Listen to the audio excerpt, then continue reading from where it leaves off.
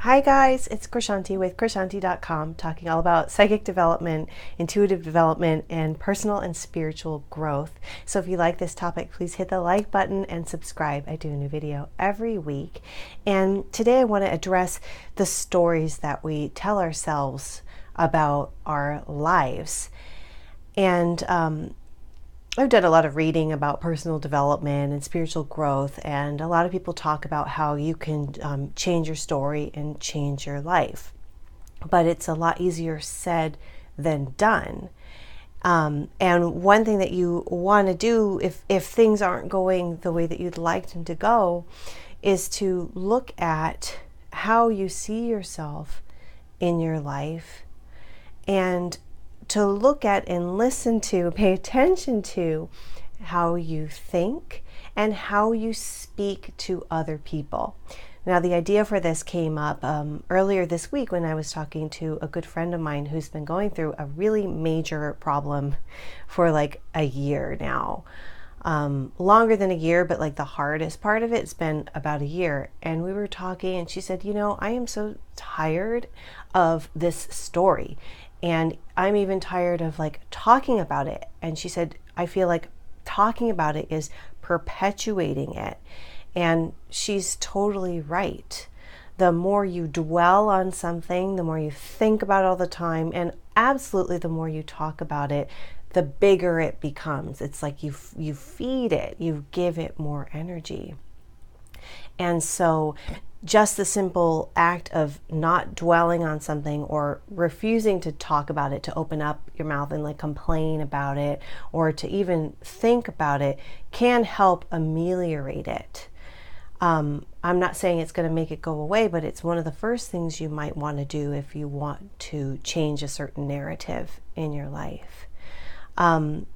Now, the other thing about changing your story is that a lot of us get so used to this story that we're living that we wear it like a mantle or a cloak around us, and it becomes comfortable and we let it become a part of us.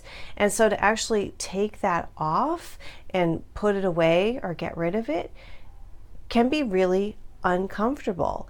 And a really good metaphor for that is I just this year did the life-changing magic of tidying up. It took me a while to get to it. I'm really pretty tidy and I don't hoard or anything, but this changed a whole lot for me, for all of us. And I got rid of things that I really was like, didn't need, but I had because of a sort of a comfort thing. And I've done this in different stages in my life, but this was big time, like getting rid of big stuff. And that, just those objects made me feel kind of like, do I really want to get rid of this? And now, of course, I don't care about them. But think about how if an object is representing that in your life, what does an emotion and a story and a whole narrative do for you or to you in your experience here?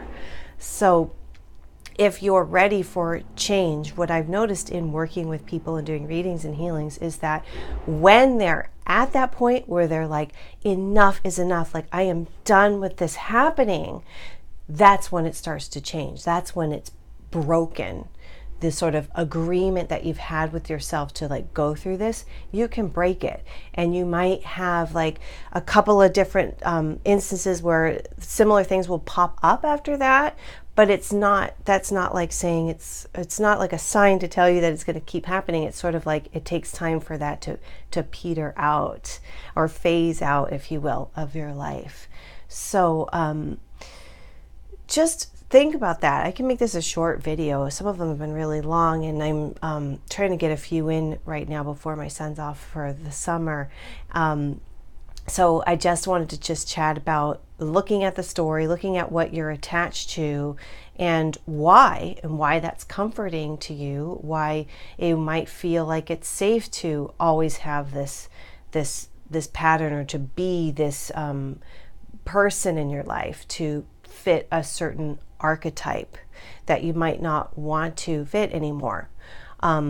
All of our lives have like stages and phases, and you can phase out of a certain thing and into something better.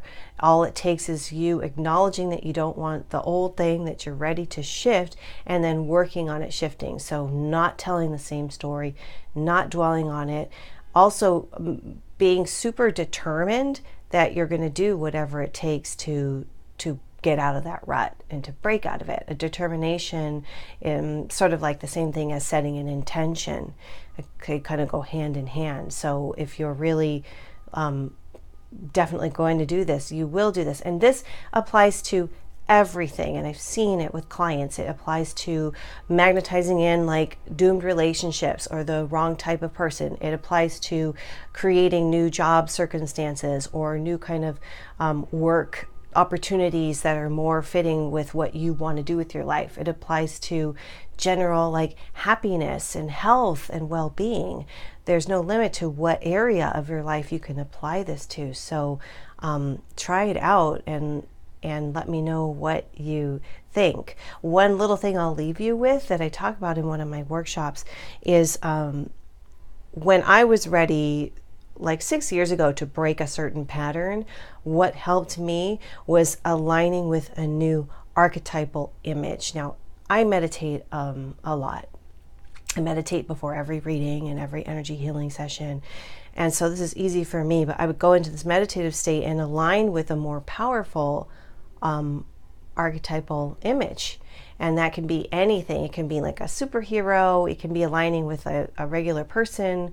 I think the more mystical, magical that archetype you align with is, the more powerful it will be. But you just visualize your energy sort of clicking in with theirs or sort of matching theirs, and then you become that archetype, and then that archetype will lend its power to you to help lead you into the next phase of your life, to end that old story and begin a new one. So try that out too. And if you're interested in working with me, check out my website, Krishanti.com, and I will see you next time. Thanks. Bye.